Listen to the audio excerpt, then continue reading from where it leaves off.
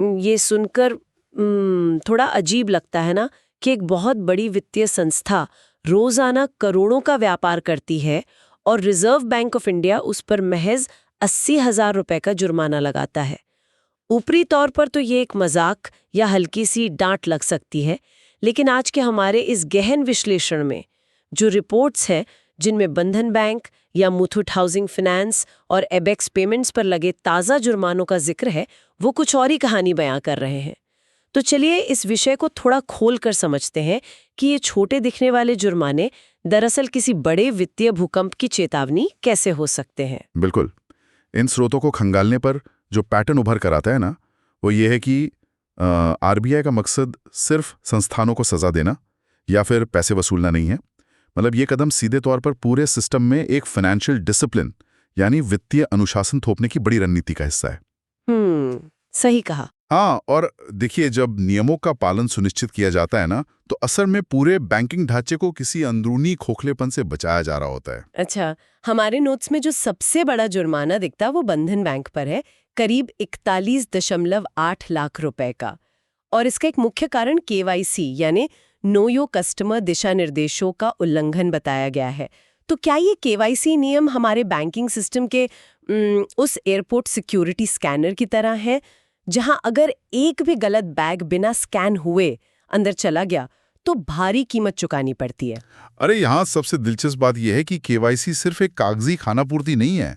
मतलब ये उस तंत्र की एकदम बुनियादी नींव है जो ये तय करता है कि सिस्टम में आने वाला पैसा कहाँ से आ रहा है और कहाँ जा रहा है। बिल्कुल। अगर स्कैनर ही काम नहीं करेगा तो गैर कानूनी या संदिग्ध पैसा बहुत आसानी से मुख्य धारा में मिल जाएगा। बंधन बैंक पर लगा ये जुर्माना आरबीआई की जीरो टॉलरेंस नीति का एकदम स्पष्ट उदाहरण है। तो मतलब अगर मुख्य दरवाजे पर ही सुरक्षा में सेंध लग जाए तो पूरी इमारत ही खतरे में पड़ जाती है। और अगर बड़े बैंक सिस्टम के मुख्य दरवाजे हैं तो हाउसिंग फाइनेंस कंपनियां और पेमेंट गेटवे इस सिस्टम की खिड़कियां हैं।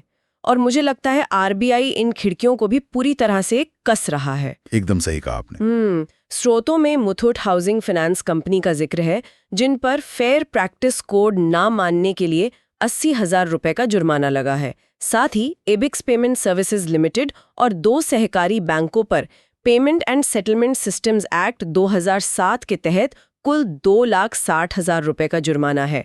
पर यहाँ मेरे दिमाग में एक बड़ा सवाल उठता है। क्या सवाल? मुथूट या एबिक्स जैसी विशाल कंपनियों के लिए 80,000 या फिर 2.5 लाख रुपए की रकम तो बहुत ही मामूली है ना। तो क्या ये जुर्माने महज एक प्रतीकात्मक चेतावनी है? देखिए, रकम छोटी जरूर है, लेकिन इसका असली असर वित्तीय नहीं बल्कि संस्थागत साख पर पड़ता है। इसे एक तरह की कंपायंस स्ट्राइक की तरह देखना चाहिए। चकों का भरोसा डगमगा सकता है। ओह, अच्छा। और कंपनी की वैल्यूएशन में रातों रात करोड़ों का नुकसान हो सकता है। और जिस फेयर प्रैक्टिस कोड की बात हुई है ना, उसका सीधा मतलब ग्राहकों के साथ पारदर्शिता से है। जैसे लोन की शर्तें साफ साफ न बताना। जब ये कोड टूटता है तो असल में आम इंसान के साथ धोखा होता है। तो ये सिर्फ नियम टूटने की बात नहीं है, बल्कि उस नियम के टूटने से जो असर पैदा होता है उसकी बात है। और वो जो payment and settlement systems act का उल्लंघन है, ऐसा लगता है जैसे डिजिटल लेन देन की पाइपलाइन में कोई बड़ा लीकेज हो। जी, ये पीएसएस एक्ट वो व्यवस्था है जो हमारे हर एक डिजिटल पेमेंट को सुरक्षित रखती है।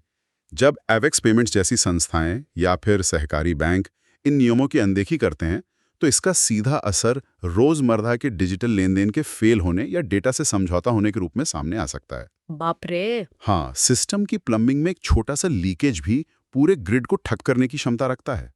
तो आज के स्रोतों से मिली जानकारी का सार यही समझ आता है कि रिजर्व बैंक का रडार अब हर तरफ घूम रहा है, चाहे करोड़ों के टर्नओवर वाला बड़ा बैंक हो या हाउसिंग फाइनेंस कंपनी हो या फिर कोई पेमेंट सर्विस। नियमों के मामले में कोई भी इस रडार से बच नहीं सकता। जी, और अगर इसे हम बड़े परिप्रेक्ष्य में देखें तो ये कड़ा वित्तीय अनुशासन ही वो अदृश्य कवच है जो पूरे सिस्टम को सुरक्षित बनाता है। ये सुनिश्चित करता है कि सिस्टम में मौजूद हर एक पैसा जवाबदेह और सुरक्षित हाथों में रहे, चाहे वो पैसा किसी भी रास्ते से गुजर रहा हो। बिल्कुल। और ये कवच जितना मजबूत होगा, हमारा बैंकिंग ढांचा उतना ही सुरक्षित रहेगा। लेकिन इस पूरी व्यवस्था को देखकर अंत में मेरे जहन में एक विचार जरूर आता है। अगर आरबीआई आने वाले समय में इन सभी अनुपालन नियमों को और भी ज्यादा सख्त और बारीक कर दे, तो क्या हमारा रोजमर्रा का बैंकिंग अनुभव अभेद्य तो हो जाएगा, लेकिन साथ ही वो इतना अधिक जटिल और धीमा भी बन जाएगा कि एक इंसान के लिए उसे समझना ही एक चुनौती बन जाए? ये एक ऐसा सवाल है जिस पे गहराई से सोचने की जरूरत है।